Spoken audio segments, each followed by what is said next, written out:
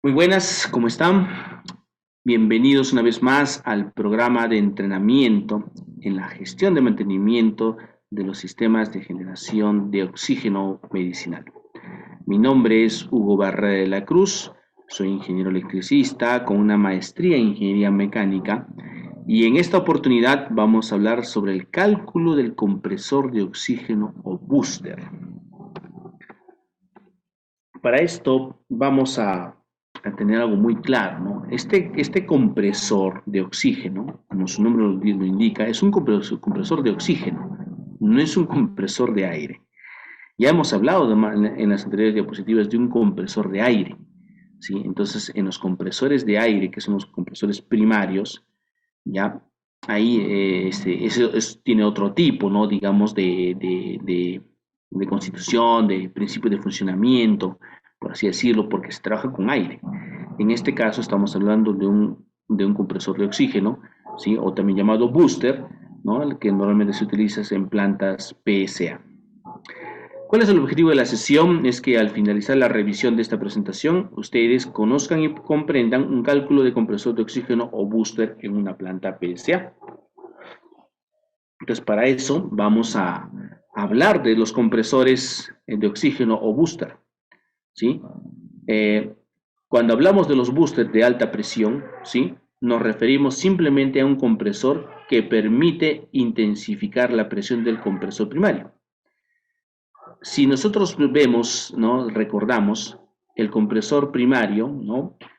Comprime el aire, se le entrega al secador para que el secador seque el aire a un aire más seco, ¿no?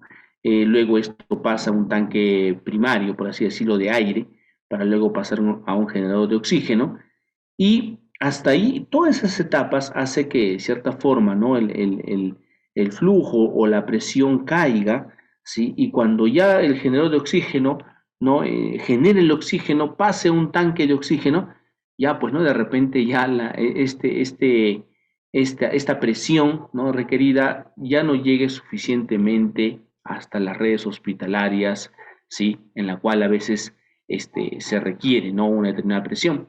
Y es más todavía en los tanques, ¿no?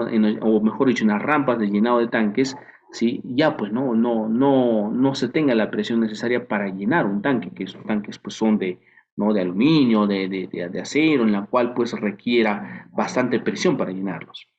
Entonces es ahí donde necesitamos un elemento que vuelva a elevar, ¿no? Esta presión, ¿no? En nuestro oxígeno en este caso, ¿sí? Y obviamente tener un caudal también necesario, ¿sí? Entonces, nos referimos simplemente a un compresor que permite intensificar la presión del compresor primario de aire de alimentación, y si necesita oxígeno a cualquier presión entre 69 y 345 bar. Este compresor de oxígeno libre de aceite, ¿sí? Y eso es otro aspecto que hay que tener en cuenta, este compresor no utiliza, ¿no? Su sistema, digamos, su principio de funcionamiento, ¿sí? Está exento de aceite. Por eso se le dice que está libre de aceite. Está diseñado básicamente para ser implementado en un sistema de recarga de cilindros. Entonces, está dirigido netamente para recargar cilindros, ¿sí? Para llenar cilindros en sus rampas, con sistemas manifold, etcétera, etcétera, a una presión de 200 bar. ¿Sí? En la imagen vemos a un compresor booster de doble pistón. ¿Sí? Este compresor requerido está determinado para la capacidad de una planta PSA y el número de cilindros a ser llenados por día, ¿no? Dependiendo de las características que uno requiera.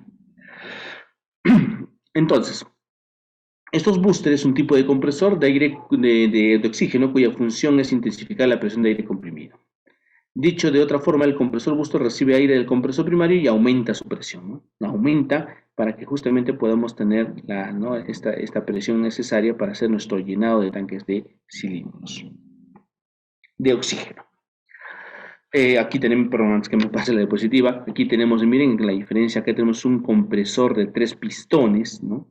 Ya, lo cual lo hace, digamos, más potente, y podamos tener, ¿no? Un mayor flujo, ¿no? Una mayor presión, ¿sí? Y podamos tener una mayor demanda y abastecimiento en nuestro requerimiento, ¿sí? ¿Qué dimensionamiento debemos tener en estos compresores booster? Para dimensionar correctamente un compresor debemos tener en cuenta lo siguiente, ¿sí? Como vemos la imagen, en la parte inferior, vamos para acá esto. Uno, el caudal de salida del booster, ¿no? Aquí un ratito vamos a marcar con un lapicito, ¿sí? Este es nuestro booster, ¿sí? Este es el compresor primario, ¿correcto? Entonces, a la salida del caudal del booster, ¿no? QB2, ¿sí? Debe ser mayor o igual que el caudal requerido, QB1, ¿sí? Mayor o igual, ¿no? No puede ser menor, porque obviamente si es que yo tengo un mayor caudal, ¿sí? A la salida del booster, puede ser mantener una misma presión, ¿sí? Obviamente puedo regular, ¿no? Para obtener un caudal ya regulado en nuestro sistema, ¿sí? En este caso, ya no sería, ¿no? Necesariamente esta imagen, sino sería tanques de oxígeno, ¿no? Botellitas de oxígeno, cilindros de oxígeno, ¿correcto? Donde requiera, ¿no? Obviamente un caudal requerido, ¿correcto? Entonces, a la salida del booster, ¿sí?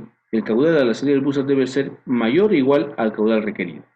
Dos, la presión de salida, ¿no? Del booster, en este caso P2, ¿sí? Debe ser igual que la presión requerida. Entonces, si se dan cuenta, ¿no? La presión se va a mantener, ¿sí? De cierta forma, ya para, ¿no? Y lo que buscamos es que exista un mayor caudal y así poder tener una mayor demanda y poder hacer un mayor transporte de ese, ¿no? A tener mayor, mejor dicho, tener esa cantidad suficiente de poder llenar cilindros a una determinada presión. Entonces, en este caso, va a mantener esa presión que requieren estos cilindros. Luego, una vez que tenga esas condiciones, seleccionamos el compresor de aire adecuado, ¿no? Y su caudal de salida, QB3, debe ser 20% superior al caudal de salida del booster, ¿sí? Debe ser mayor a este caudal, ¿correcto? ¿Sí? Y esto es porque obviamente al momento de hacer la selección, sí, va a haber una caída de presión, ¿no? Una caída, claro, una caída de presión, pero también va a caer el flujo. Entonces, nuestro booster, ¿no? Obviamente va a tener que ser dimensionado menor a un 20% menos al caudal de salida del compresor primario, para que obviamente después, ¿no? pueda mantenerse una presión y darla a nuestro sistema de llenado de tanques de oxígeno. ¿Qué más? Entonces, aquí tenemos un ejemplo de una estimación, ¿no? Para el cálculo del compresor de oxígeno, ¿sí? Entonces, en este caso, se desea alcanzar un caudal de nitrógeno, miren, un caudal de nitrógeno, ¿sí? Equivalente a 9.5 metros cúbicos por hora, ¿correcto? A la cual se le ha llamado Q sub N, ¿no? De presión inicial de 87 psi, incrementando la presión hasta 2.900 psi, ¿no? Que son las condiciones de presión dentro, ¿no? de nuestro compresor, ¿no? Tiene que ir de 800 a 2.900. Y el volumen improductivo es de 0.004, ¿no? Este volumen improductivo igualmente, ¿no? Es como un nivel de rendimiento, ¿no? La cual no ha sido necesariamente, no vamos a poder, digamos, utilizarlo al 100%, ¿no? Luego disponemos de solo un compresor alternativo de acción doble, ¿sí? Es decir, de doble pistón de una etapa, ¿sí? El pistón del compresor tiene un diámetro, perdón, acá hay un error de malinterpretación. Disponemos de un compresor alternativo de acción doble, pero de un solo pistón, ¿ya? Este pistón del compresor tiene un diámetro equivalente a 80 milímetros, su recorrido equivale a 110 milímetros, el volumen del espacio improductivo equivale a un 7% del volumen recorrido por el pistón. Con esto quiere decir que el pistón realmente juega un papel muy importante, ¿no? Sobre el caudal necesario, ¿no? En esta eficiencia de nuestro booster, ¿correcto? Por eso es que se requiere, ¿no? Conocer el diámetro del pistón, el recorrido de este, ¿no? El volumen del espacio improductivo. La velocidad de rotación del eje del compresor equivale a 1150 revoluciones por minuto en este caso, y asumiremos que el exponente politrópico equivale a 2. Este exponente politrópico lo podemos encontrar, ¿no? en las características técnicas del fabricante, ¿sí? Para ello, se debe determinar si el compresor disponible puede cumplir con la tarea puesta, es decir, si este compresor con esas características nos puede entregar un caudal de 9.5 metros cúbicos por hora, ¿no? ¿Sí? Entonces, debe calcular en cuánto se requiere aumentar la frecuencia de rotación del eje para que su uso sea posible. Entonces, aquí, siguiendo con la diapositiva, como el volumen improductivo equivale al 7%, ¿no? Por el recorrido en el pistón, el volumen del espacio improductivo equivale a 0.07. Bueno, eso es simplemente una conversión de porcentaje a decimales. Luego se calcula la superficie de la sección transversal del pistón, ¿sí? Entonces aquí, como tener la sección del pistón, ¿no? Es circular, aquí tenemos la fórmula, ¿no? Del área de ese círculo, y la cual encontramos, ¿no? Que acá tenemos el diámetro, como ya nos dan el diámetro, etcétera, encontramos, ¿no? La sección transversal, ¿no? Se calcula la superficie, ¿sí? De 0.005 metros cuadrados, ¿sí? Es el área de la sección transversal del pistón, y para los futuros cálculos se debe calcular el rendimiento volumétrico del compresor. Y para este cálculo del rendimiento volumétrico, ¿sí? Se requiere del parámetro C, en la cual hemos visto aquí en la parte anterior, que vendría a ser el volumen improductivo, que es 0.04, ¿sí? Luego P2, P1 son las presiones en las cuales, ¿no? De entrada y de salida, de cierta forma, nuestro compresor. Y M, ¿no? Perdón, M, que está dentro es el exponente politrópico, ¿no? El cual equivale a 2, ¿sí? Dentro de nuestra formulita. Y a la cual encontramos que hay un rendimiento volumétrico del compresor de 0.86, ¿correcto? Con este valor calculamos el factor de bombeo, ¿sí? Lo cual, ¿no? Nos va a depender de este primer cálculo del rendimiento volumétrico del compresor, ¿sí?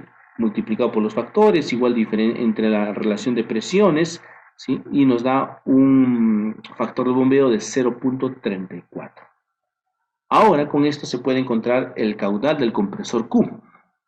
Como se trata de un compresor de acción doble, el factor Z equivale a 2, ¿no? Entonces, mediante esta fórmula, ¿no? Nuestro cálculo sería 0.34 por Z por esta acción doble, ¿sí? 2 por F, que sería la sección transversal de 0.005 metros cuadrados, multiplicado por S, que es 0.11, ¿ya? Este 0.11, me parece que es un dato que como es equivale al recorrido, que es 110 milímetros, en metros sería 0.11 multiplicado por n, que sería, aquí lo vemos en el dato, n, si no me equivoco, está dado por 1150, un segundito, este valor, ya, que es la velocidad de rotación del eje del compresor, ¿no? De 1150 revoluciones por minuto. Y al ser multiplicado, encontramos que el caudal es 0.43 metros cúbicos por minuto, ¿correcto? Y lo que nosotros requerimos es 9.5 metros cúbicos por hora, ¿correcto? Muy bien, habrá que convertir esos metros cúbicos por minuto en metros cúbicos por hora, ¿sí? Al convertir, tenemos 25.8 metros cúbicos por hora. Entonces, si tomamos el caudal por horas, ¿no? El caudal necesario es de 9.5, vemos que el compresor disponible es capaz de cumplir con la tarea propuesta, ¿no? Entonces, le requeríamos un caudal solamente de 9.5. Hemos visto que nuestro compresor, en base al pistón, a su recorrido, al espacio, al volumen improductivo, ¿no? Al exponente politrópico, etcétera, llega hasta 25.8. Entonces, con eso va suficientemente a atender, ¿no? Al flujo que deseamos, ¿sí? Entonces, con este cálculo también podemos entender que si es que las revoluciones, ¿no? Si es que no hubiese dado, supongamos, no hubiese dado un valor de 6 metros cúbicos por hora, por ejemplo, ¿no? Encontramos que el caudal en sí nos daba, en metros cúbicos por hora nos daba 6, pero nosotros necesitamos 9.5. ¿Qué hacemos? ¿Qué hacemos para llegar a ese caudal necesario? Simplemente lo que se hace es, se aumentaría, ¿no? Por ejemplo, uno de los factores sería aumentar las revoluciones por minuto, ¿sí? Sé que, ¿no? Se aumenta esas revoluciones por minuto, lo cual ya podría llegarse a ese caudal necesario, ¿sí? Entonces, con eso vemos que el compresor disponible es capaz de cumplir con la tarea propuesta. Conclusiones de este tema del cálculo del compresor booster, ¿no? Del compresor de oxígeno o booster, es para el cálculo del compresor es importante tener datos como el tipo de pistón, presión de admisión, presión de descarga y flujo. Es importante también indicar que este compresor tiene que ser libre de aceite para evitar la contaminación del oxígeno ya purificado del sistema, ¿no? Sí, realmente, ¿no? No podemos tener otro tipo de compresor porque si ya tenemos generado oxígeno el 93%, no puede tocarse con ningún tipo de aceite o grasa o algo similar. Por lo tanto, si vamos a comprimir este oxígeno, tiene que ser un compresor netamente para uso de oxígeno medicinal, ¿sí? Y para lo cual este booster no nos permite hacer eso. Los concentrados de oxígeno son la opción más avanzada y efectiva. Cuando hablamos de booster, nos referimos simplemente a un compresor que permite intensificar la presión del compresor primario, pero en cuestiones de oxígeno. ¿Okay? Muy bien, entonces esto ha sido mi presentación con respecto al cálculo del compresor de oxígeno o booster y conmigo será hasta una próxima oportunidad. Muchas gracias por su atención. Hasta luego.